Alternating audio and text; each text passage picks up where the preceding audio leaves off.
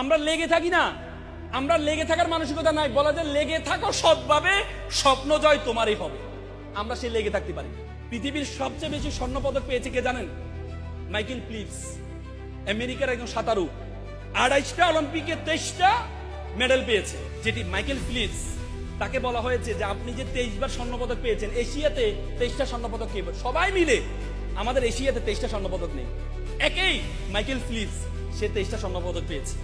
তাকে জিজ্ঞেস করেছে আপনি 23টা স্বর্ণপদক পাওয়ার উদ্দেশ্য কিভাবে পেয়েছেন? সে বলেছে আমি প্রতিদিন 3-4 ঘন্টা সাঁতার করি।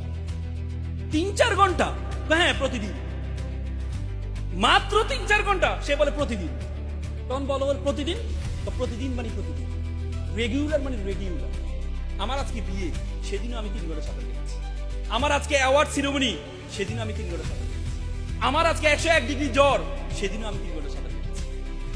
রেগুলার মানে রেগুলার। আমার বড়দিন, আজকে বড়দিন, সেদিনও আমি 3 ঘন্টা সাঁতার কেটেছি। রেগুলার মানে রেগুলার, মানে কন্টিনিউটি ইজ ভেরি ইম্পর্টেন্ট। আমরা লেগে থাকি না, আমরা লেগে থাকার মানসিকতা নাই, বলা যায় লেগে থাকো সৎভাবে, স্বপ্ন জয় তোমারই হবে। আমরা সে লেগে থাকতে পারি।